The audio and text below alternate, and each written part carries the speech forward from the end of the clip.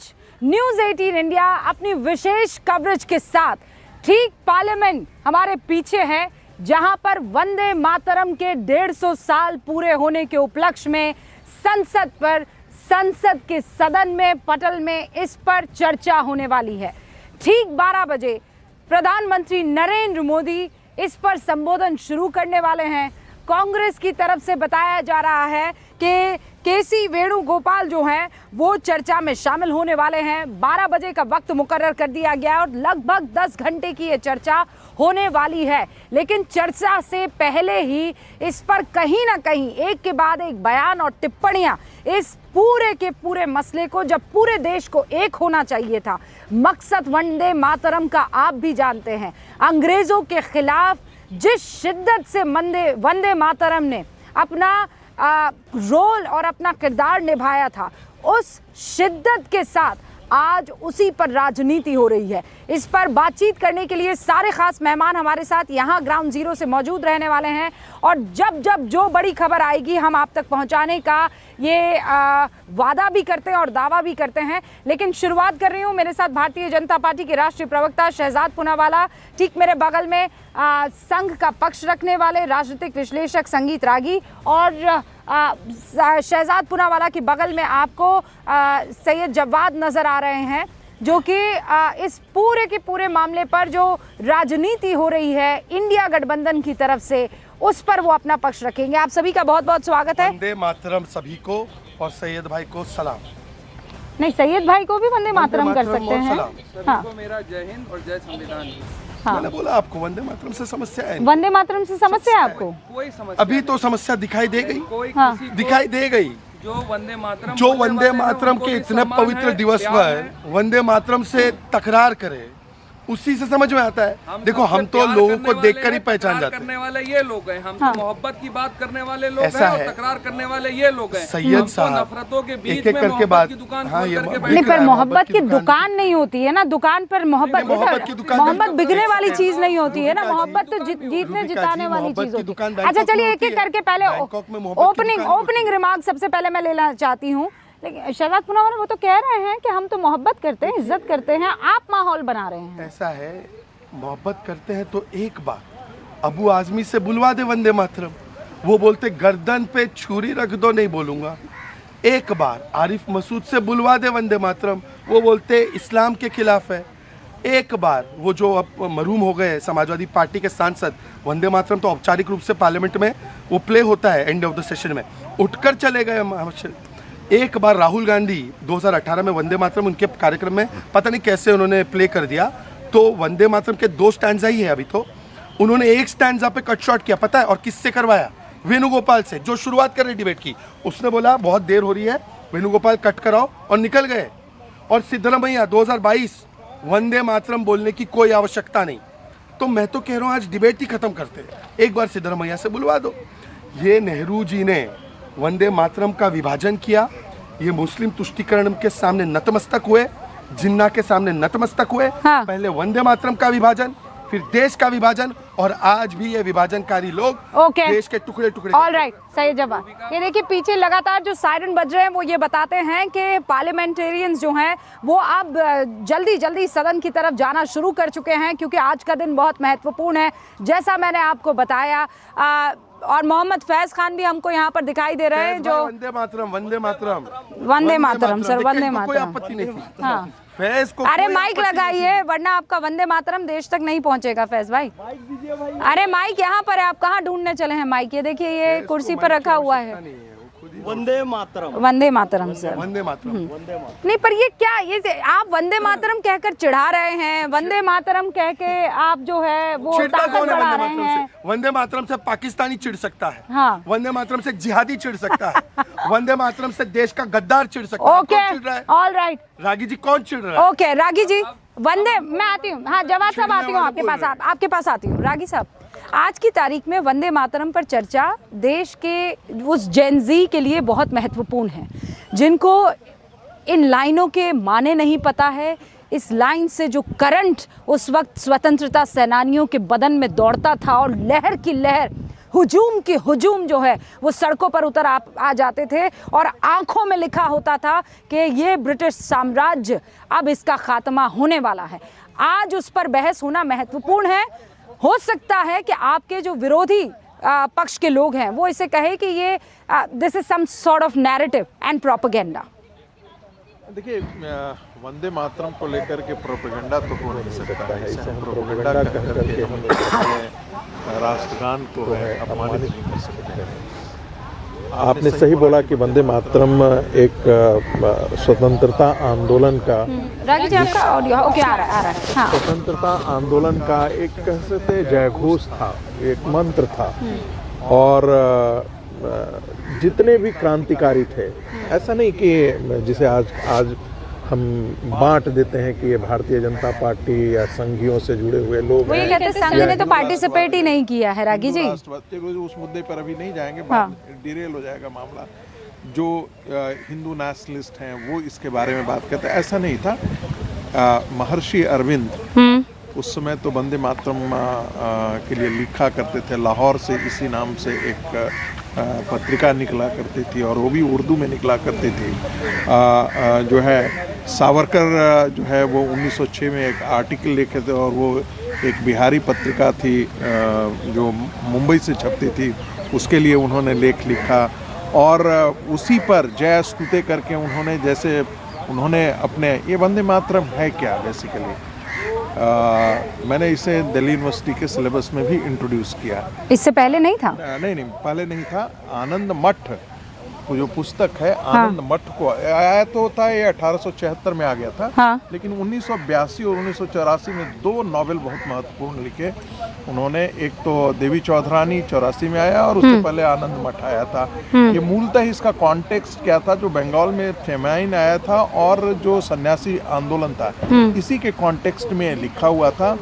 और इसमें कोई दो राय नहीं है कि उसमें जो था उस समय एक बंगाल के अंदर 2 बातें बहुत स्पष्ट होकर के आ रही थी। जब वहाँ पर ब्रिटिश बक्सर के युद्ध के बाद जो है, जब वहाँ पर जिसे हम कहते हैं दीवानी राइट्स जब ईस्ट इंडिया कंपनी को मिल गया, तो वो भी एक कॉन्टेक्स्ट था। एक ढंग से एक कह सकते हैं कि पर रागी जी इसको हिंदू मुस्लिम एंगल कैसे दे दिया गया फिर? मैं बताता हूँ उसका कारण। 30 सेकंड में बताने की कोशिश कीजिए। हाँ, इसलिए क्योंकि जो बेसिकली 1905 में जो बंगाल का विभाजन हुआ और उसमें ये वंदे मातरम घोष था और मुस्लिम और हिंदू पोलराइजेशन वहीं से आपको शुरुआत हुई, क्योंकि हिंदू जो है वो उसका बंगाल का विभाजन नहीं चाहते थे, मुसलमान विभाजन चाहते थे और यहीं से एक चिढ़ पैदा हुई उस एक वंदे मातरम को। दूसरा एक महत्वपूर्ण बात यह है कि बंगाल के अंदर 10 सेकंड दीजिए इस चीज़ को समझाने के लिए, कॉन्टेक्स्ट समझने के लिए, आपके दर्शक इसको अच्छा पसंद करेंगे। देखिए, बहुत सारे ऐसे लोग थे जिनका ऐसा मांगना था बंगाल में कि ब्रिटिश शासन जो आया, कम से कम इस्लामिक बर्बरता से भारत के हिंदुओं को एक मुक्ति मिली है। कम से कम ये मंदिर तो नहीं तोड़ रहे हैं, ये बलात्कार तो नहीं कर रहे हैं, ये धर्म परिवर्तन तो नहीं कर रहे हैं। तो जो आनंद मठ लिखा गया उसमें एक प्रकार का डिपिक्शन है कि ये मलेच्छ जातियों से हमको मुक्ति मिली है, ये मलेच्छों का शासन था। इससे कम से कम ब्रिटिश के आने के बाद जो है वो कम से कम हमारा इमेंसिपेशन का रास्ता, जो सेल्फ रूल है, उसका रास्ता निकल आता है। और यही वो कारण है जहाँ से मुसलमानों ने आनंद मठ से घृणा करना शुरू किया, बंकिम से घृणा करना शुरू किया। वो जो रास्ता जो है वो आकर के जो है वो वंदे मातरम। क्या ये जो वंदे मातरम का सैयद जवाद विभाजन हुआ था, यही विभाजन की नींव पड़ चुकी थी पूरे देश की, कि एक ऐसा गुट निकल आया था, एक ऐसा पक्ष निकल आया था जिसको वंदे मातरम से भी एलर्जी हो चली थी। और यही वजह है कि मुस्लिम लीग ने कहा और उसके आगे नतमस्तक हो गए कुछ लोग और वो गद्दे पद्दे जो है हटा दिए गए। सभी को मेरा जय हिंद, जय संविधान और सभी को जो है प्रदूषण वाली सुबह मुबारक हो। आप लोगों को भी मुबारक हो। और इतिहास की बात करी जा रही है, जिन्होंने 100 साल तक आज तक इतिहास की व्याख्या ना कर सकी हो वो इतिहास बताएंगे। चलिए, मुबारक हो देश को, क्योंकि और मुद्दे तो देश में है नहीं। 10 घंटे चर्चा हो रही है, अच्छी बात है, नेशनलिज्म पे बात हो रही। ये कहाँ थे संघ के लोग जब वंदे मातरम कहते हुए अंग्रेजों के खिलाफ लड़ाई लड़ते ना, कूदते ना स्वतंत्रता संग्राम में? कहाँ गए थे संघ वाले लोग? और अभी शहजाद साहब ने कहा कि जिना के आगे नतमस्तक हो गए। अरे कौन हुआ था पाकिस्तान में जाकर के जिना के आगे नतमस्तक? वो सभी ने देखा आकर के। ये नेशनलिज्म का जो है पाठ पढ़ाएंगे आकर के इस देश को। ये वो मानसिकता सुनिए बैक इन द हिस्ट्री। जवाब साहब रुकिए दिया जाएगा, वक्त देंगे आपको। अब वक्त नहीं मिलेगा। अरे हर लोग एक तरफ बैठेंगे। अरे सैयद जवाद, दीजिए कि मैं अपनी बात। एक तो हर चीज में रोने क्यों लगते हैं आप रोने नहीं, मैं लोग? ये तो विक्टिम बिल्कुल कार्ड साफ क्या बात कह है? रहा हूं। इतना आप रिष्ट पुष्ट आदमी, आप हर चीज में ऐसे क्या रोने धोने लग जाते हैं? रुकिए, इत्मीनान से आपको सारा वक्त मिलेगा। किसी ने रोका आपको? कोई नहीं रोकेगा, कोई टोकेगा नहीं। इत्मीनान से बोलिएगा, जितना लंबा बोलना। मैं आपसे जो सवाल पूछ रही हूँ, आप पता नहीं कहाँ से कहाँ पहुंच जा रहे हैं। मैं तो आपको ये हिस्ट्री बता रहे थे ना। I thought the first point we are going to discuss is Syed Jawad again I am saying let's talk about history first, और उसके बाद प्रेजेंट और पास्ट पर चले जाएंगे। मैं हिस्ट्री की बात कर रही हूँ। वंदे मातरम से जिन्ना हो कि मुस्लिम लीग हो, दिक्कत किस बात पर आ गई? क्या इशू क्या है? कोई इशू नहीं है। भारतीय जनता पार्टी जो है वो इश्यूज निकालती है, बोतल में से बहुत सी जगह जिन निकालती है।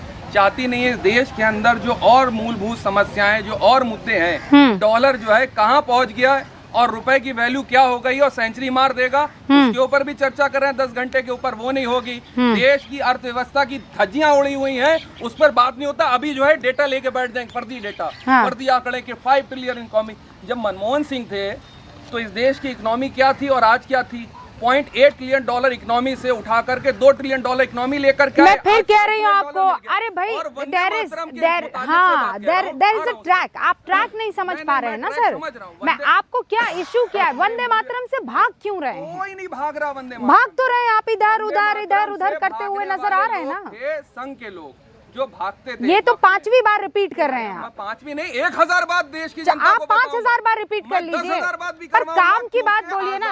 चलिए बोलिए। लड़ाई के अंदर हाँ। ये वंदे मातरम कहते ही कूद जाते, ठीक वो भी तो नहीं गए। आपको इशू नहीं है ना? आपको इशू नहीं है ना वंदे मातरम से? मेरे इशू होने से ना होने से नहीं, क्या होने नहीं होने से क्या होता है? मैं फिर बोलेंगे हम बेचारे हैं, हमारी कोई सुन नहीं रहा है।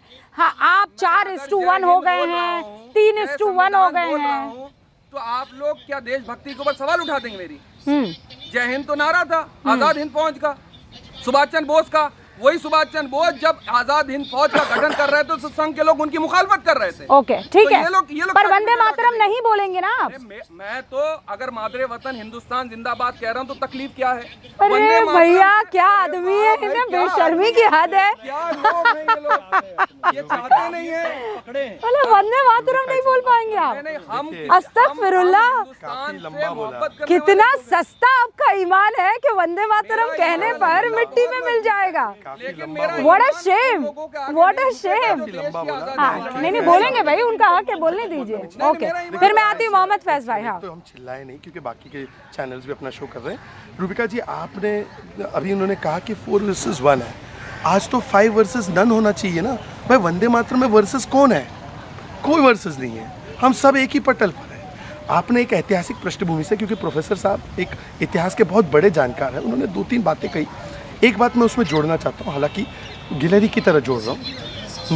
1896 के सेशन में जब कांग्रेस का मुस्लिम अध्यक्ष था रहमतुल्लाह सयानी, तभी तो हुआ था पूरा वंदे मातरम गाया गया, किसी को समस्या नहीं। 1905 में भी बहुत सारे हमारे राष्ट्रवादी मुस्लिम उसको गा रहे थे और फांसी के तख्ते पर झूम रहे थे, परंतु ये नेहरू और जिन्ना ने मिलके फंडामेंटलिस्ट के सामने जो है ना हमेशा नतमस्तक हो जाना। मैं आपको 2-3 कोट बताना चाहता हूँ। सितंबर 1937 नेहरू जी लिख रहे हैं सुभाष बोस को, ये वंदे मातरम सूटेबल नहीं है, बहुत कठिन शब्द है, मुस्लिम ऑफेंड हो जाएंगे। इसमें एक बात तो हकीकत है कि ये इरिटेट करेगा मुस्लिम को। क्यों इरिटेट करेगा भाई?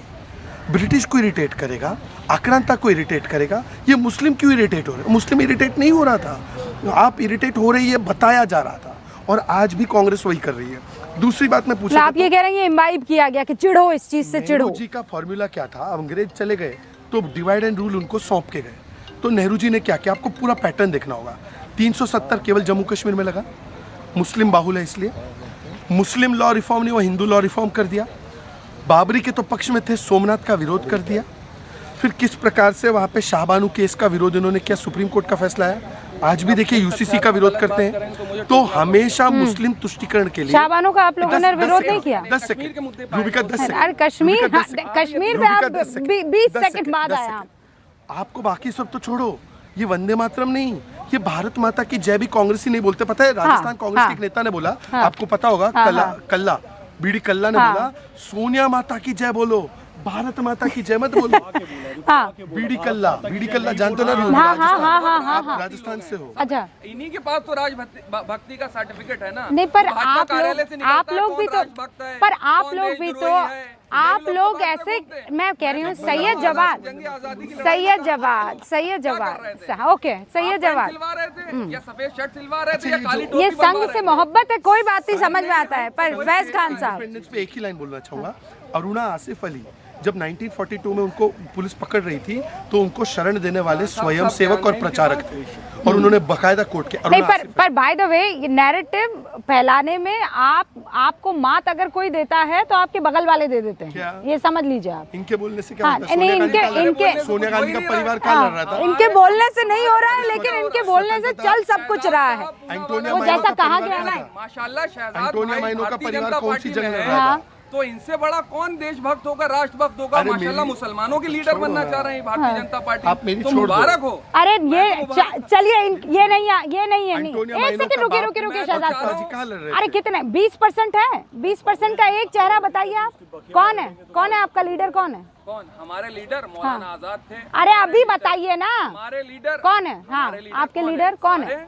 सारे क्या, कौन है लीडर, कौन तो है? राहुल गांधी को मानते हैं अपना लीडर। और अच्छा, राहुल, मानता हूं राहुल आप कह रहे हैं गांधी को शहजाद पूनावाला मुसलमानों का लीडर बनना चाहता है, भारतीय जनता हाँ, पार्टी। लेकिन मुसलमान नहीं बनने देंगे। ये भी तो कांग्रेसी अरे थे। कोई मुसलमान नाम पहले ये है, कांग्रेसी थे या नहीं थे? सैयद जवाद नाम है, कोई मुस्लिम नाम है? मैं पूछ रहा हूँ पहले ये कांग्रेस भागो मत आप, भागो मत, नाम है कोई? हाँ नाम बताइए, हाँ जैसे बताइए ना। अभी इमरान प्रतापगढ़ी को राज्यसभा में ये आपके लीडर हैं? कौन भेजा? नहीं भेजा। हाँ, इसमें क्या? अच्छा, और ये 20% को, ये 20% ये 20% के, भारतीय जनता पार्टी लीडर घोषित करना चाह रही है, आप बनना नहीं चाह रहे तो हम क्या करें? आए है, ओके, घेर ही ले तो अगर मरना पड़े तो 4-6 को मार कर मरना, ये गृह युद्ध फैलाने वाली पंक्तियां इमरान प्रतापगढ़ी।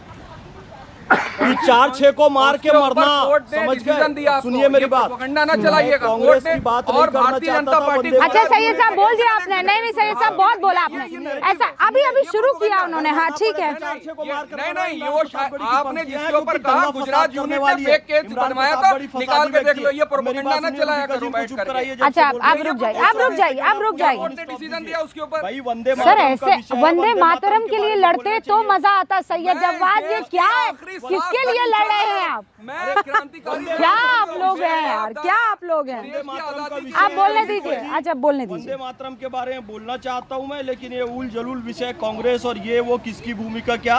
27 दिसंबर 1885 को मेरे मुंबई के खानदान गोकुलदास वाले इस देश तेजपाल के लिए संस्कृत लड़े, महाविद्यालय क्रांतिकारी में फैमिली से 72 हूं। सदस्यों की ठीक है। उपस्थिति में WC बनर्जी की अध्यक्षता में और A.O. ह्यूम के मार्गदर्शन में कांग्रेस की स्थापना हुई थी। और वो कांग्रेस एक अंग्रेज के मार्गदर्शन में चलती रही, एक विदेशी, और आज अध्यक्ष कौन तक था? एक विदेशी के मार्गदर्शन उसके में अध्यक्ष कौन कांग्रेस थे? चल रही है। कौन थे? WC बनर्जी नाम बता हाँ। दे, उसके बाद हाँ, जॉर्ज फिर? ह्यूल थे, विलियम फिर? एडवर्ड थे, फिर? सारे अंग्रेज हुए, समझ गए। आज भी एक विदेशी के मार्गदर्शन में ही ये चल रही है। दूसरी वो इस बात, विदेशी किसको और कह ये रहे हैं? कह रहे हैं एक विदेशी कांग्रेस, किसको कह ये रहे हैं? वो कांग्रेस बीच में नहीं, रुकिए ना, बोलने तो दीजिए। 1947 में कहा कि कांग्रेस का लक्ष्य पूरा हो चुका है, कांग्रेस को खत्म कर दो, जिसको चुनाव लड़ना इसीलिए तो पर्सनल महात्मा लड़ो। गांधी को आप लोगों ये ने अभी खत्म फर्जी करवा दिया कांग्रेस मानसिकता है, के लोगों और ने। फर्जी गांधी लोग भी है, जिनका महात्मा इसीलिए गांधी से कोई गांधी लेना जी को देना शांत करवा नहीं दिया है। आप लोगों ने। अरे कुछ बोलने दो यार, मैं बोल रहा हूँ, बीच में आप बोले जा रहे हो। अब आप वंदे मातरम पर आइए। आदरणीय संगीत रागी जी ने बहुत अच्छे से सारी चीजें बता दी कि कैसे सन्यासियों का विद्रोह हुआ 1763 में। ओम वंदे मातरम का नारा था, एक नारा दिया गया, और कलकत्ता में अंग्रेजों की फैक्ट्री पे धावा बोला गया। उसी को 1874 में बंकिम चंद्र चट्टोपाध्याय ने लिखा, 1875 में बंग दर्शन पत्रिका में वो छपा, और वो सन्यासी आंदोलन जो 1763 से 1800 में हुआ था, उस पर एक उपन्यास छपता है 1882 में, बंकिम चंद्र चट्टोपाध्याय का आनंद मठ। उसमें पूरा वंदे मातरम आता है, पूरा आता है, ध्यान रखिएगा। सप्तकोटि कंठा कल कल निराद कर ले, विसप्तकोटि भुजैर धृत खर करवा ले, अबला केनोमा एति बले, बहुबल धारणिम नमामि तारणिम रिपुदल वारणिम मातरम वंदे मातरम। और कितनी प्यारी पंक्तियां, आप ध्यान दीजिएगा।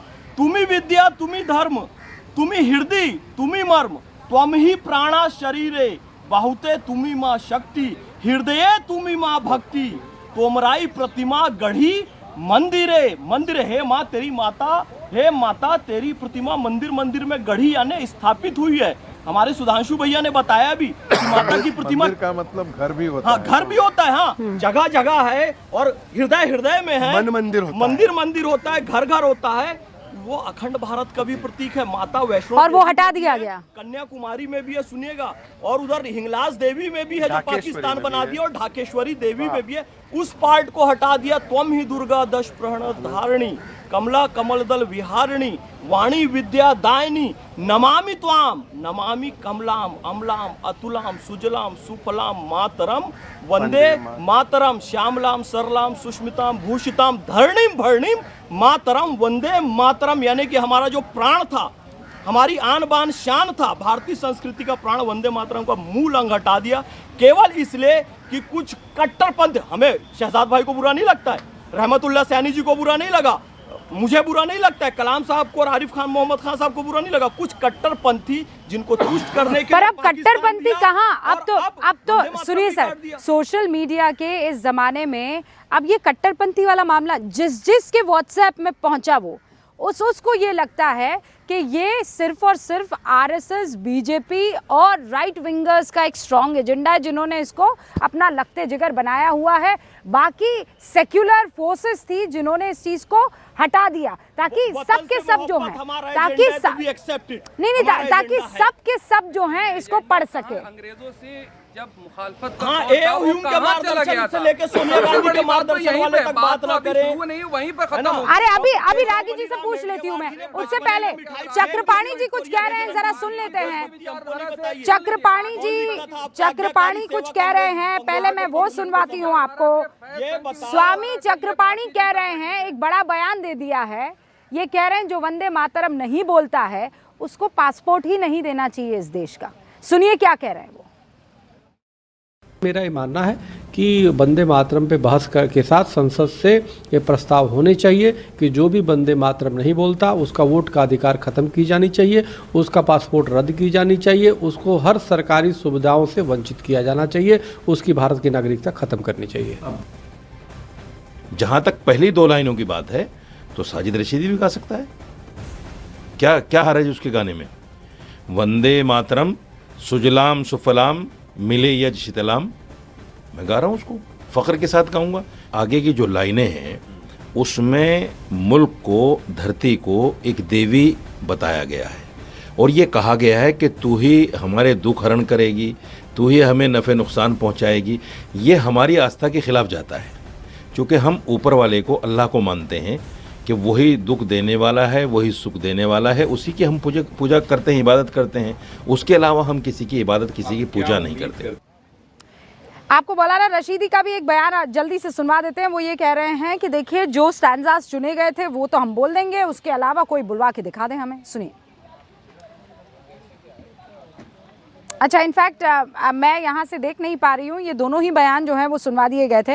रागी साहब, एक बड़ा सवाल आज की तारीख में यही उठकर, आज की तारीख में क्या, जब से ये स्वतंत्रता सेनानियों की बात होती है, वंदे मातरम की बात होती है, तो फिर आरएसएस को भी लाया जाता है ये कहकर कि आरएसएस ने कब लड़ी थी, लड़ाई कब लड़ी थी आज़ादी की? आपने सुना ना, वो वंदे मातरम पर गए ही नहीं, वो तो सीधा इसी बात पर आ गए। आज हम वो मुद्दे पर बात नहीं करें, तो बात तो किसी ने सही बोला कि श्रीमती सोनिया गांधी कौन और उनके खानदान ने कौन आज़ादी की, जिनको आप भारत माता की तरह यहाँ प्रस्तुत करते हैं भारत के अंदर।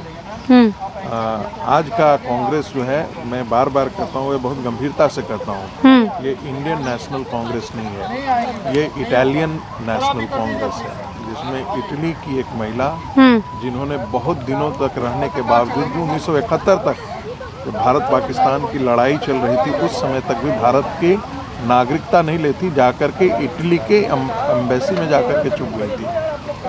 वो भारत की सभ्यता, भारत की संस्कृति जिससे कोई जिनका लेना नहीं, वो व्यक्ति आज के दिन में कांग्रेस का नेतृत्व कर रहा है, बौद्धिक नेतृत्व कर रहा है, राजनीतिक नेतृत्व कर रहा है। मुद्दे पर हम बात आते हैं। देखिए, हमने कुछ इधर वीडियो देखा और मैंने देखा कि किस प्रकार से छोटे छोटे बच्चों से पूछा गया कि आप वंदे मातरम बोलेंगे, और नहीं आएंगे। तो ये जहर किसने डाला है उनके मन में?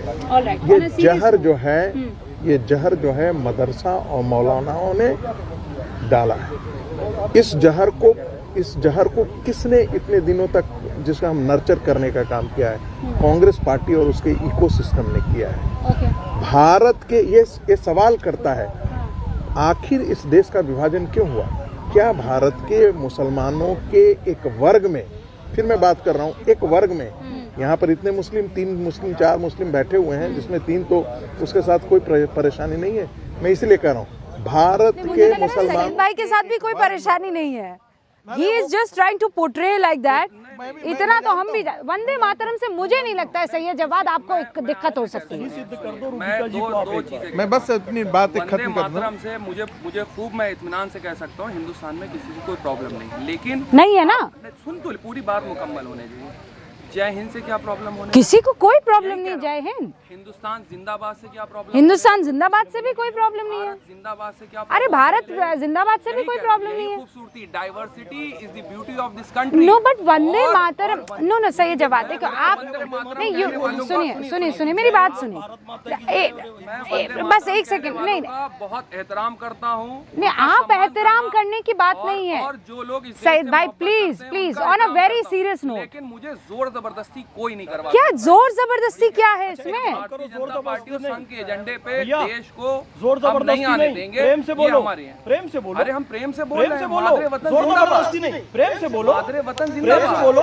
नहीं बोले ना, यही love you। दिक्कत है, और क्या यही बोलूं दिक्कत मैं? है। इसलिए स्वामी I love you। चक्रपाणी जी को व्यथित होकर कहना हम इस देश पड़ता से है, मोहब्बत जो करते वंदे हैं। मातरम I love my नहीं कहता, country। उसको पासपोर्ट जारी नहीं करो। हम तो कह रहे प्रेम से बोलो, जय माता दी नहीं, बोल नहीं, देते, मैं उसमें तो क्या बोलता दिक्कत ही है? हूँ। इन लोगों को फिर आपकी- आपत्ति होगी, आपकी सारे जहां से अच्छा वालदा हिंदुस्तान जिंदाबाद हमारा, है, क्योंकि सबकी आप कहेंगे भाई वालदा अल्लाह के सिवा जिंदाबाद कोई है, अच्छा महिलाएं नहीं, जिंदाबाद है। कट्टरपंथ मत सारे फैलाओ। जहां से महिला अच्छा जिंदाबाद हिंदुस्तान है को क्यों लाया गया? ये भारत कट्टरपंथ की महिला कांग्रेस के जिंदाबाद उस है। अधिवेशन में भारत जब की विरोध हर हुआ महिला हाँ। जिंदाबाद है। तो मुसलमानों बहन जिंदाबाद को है। एस्वेज करने के लिए सारे जहां से अच्छा हिंदुस्तान लाया गया। आ तो गया था, इकबाल ने लिख दिया था, हाँ। बोला अच्छा चलो वंदे मातरम तो गाते ही गाते हैं, सारे जहां से अच्छा हिंदुस्तान भी गाया अरे गया। आप डाइवर्सिटी को लेकिन मानते नहीं है, इसके संविधान को बावजूद भी मानते मुसलमान नहीं, मैं सैयद जवाद, आप जैसे समझदार लोग, पढ़े लिखे लोग, वकालत करने वाले लोग, मॉडर्न तरीके से दुनिया में दीन और दुनिया को लेकर चलने वाले लोग, अगर आप भी इफ एंड बट करने लग जाएंगे वंदे मातरम पर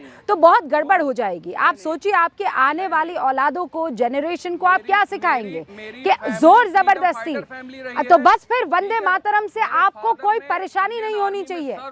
अरे भाई कोई परेशानी नहीं होनी चाहिए इस मसले पर। अगर कोई दाढ़ी वाला आकर आपको कहीं मार पीट देता है तो आपको खुश होना चाहिए कि मैं अपने मादरे वतन के लिए वंदे मातरम गा रहा हूँ, मुझे नहीं खौफ है किसी चीज का। किस बात का खौफ है आपको, मुझे ये बताइए।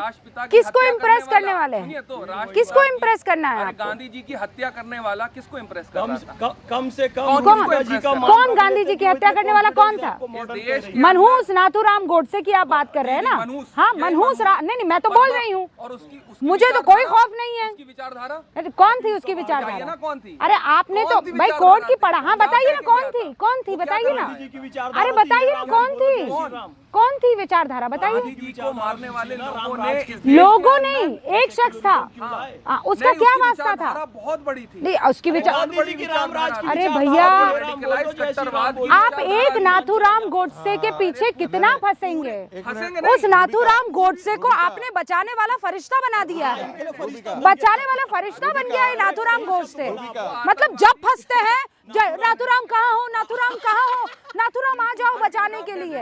अरे अद्भुत है ये, अद्भुत है। वो अभी कौन से गांधी जानवर जी की का गांधी उल्लेख जी किया की था हत्या अभी? के नाम पे हंस रहे हैं। यदि गांधी नाथूराम जी की गोडसे हत्या उस के विचारधारा नाम पे का, फरिश्ता बना के तो रखे जिहाद की विचारधारा तो रूबिका पूरे गांधी इस्लाम जी को की गंदे हत्या तरीके से के ऊपर रखती है। हंसने वाले लोग हैं। सर जो सुनिए, इस्लाम गांधी जी जिहाद आगे की बात तक करता हुए हो, थे। काफिर की बात करता हो, वो तो कहीं भी स्वागत के योग्य है ही नहीं।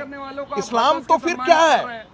इस्लाम क्या है? तो पूरा का पूरा इस्लाम आतंकवाद है इसका मतलब। नहीं सर, क्योंकि वो तो अरे नहीं सर, नहीं आप अभी नहीं आप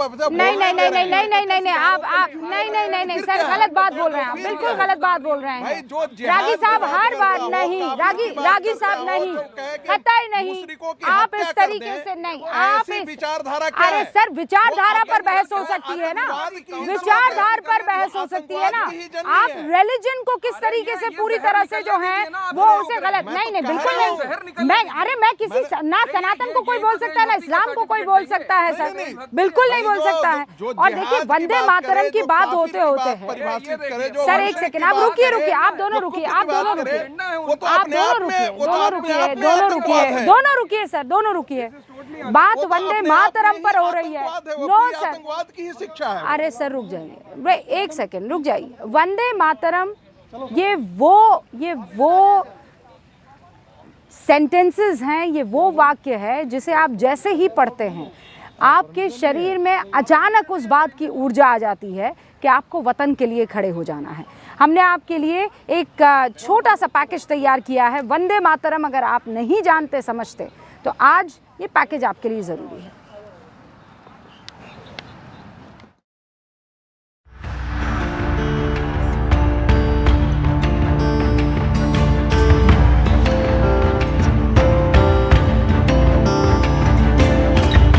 राष्ट्रगीत वंदे मातरम भारत भूमि को माता मानकर किया गया वो प्रणाम जो धीरे धीरे बंगाल की गलियों से निकलकर संपूर्ण स्वाधीनता आंदोलन की नब्ज बन गया।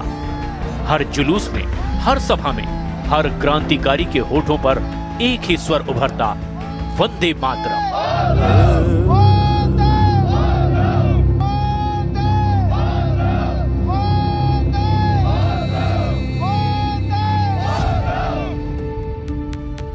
आज पहली बार हम आपको दिखा रहे हैं वो कक्ष, बंकिम चंद्र चट्टोपाध्याय का वो ऐतिहासिक कमरा जहां ये गीत किसी चमत्कार की तरह जन्मा था और फिर सीमाएं लांघकर पूरे विश्व में भारत की पहचान बन गया। ये वही जगह है जहाँ से वंदे मातरम की जन्म हुई है। ये जो जगह है, ये जो रूम है गवेषणा केंद्र के अंदर, ये आप देख सकते हैं एक स्टैचू है। इस रूम में बैठक खाना बोला जाता था। तो एक जर्नल निकलता था बंगो दर्शन, जहाँ पर पहले वंदे मातरम उन्होंने वंदे मातरम का पहले वहाँ पे निकला था और उसके बाद में आनंद मठ में निकला था। देखिए बंकिम चंद्र चट्टोपाध्याय की जो शॉल है वो यहाँ पे है और बंकिम चंद्र साहित्य सम्राट थे वो, और उनके एक पगड़ी थे वो भी यहाँ पे है।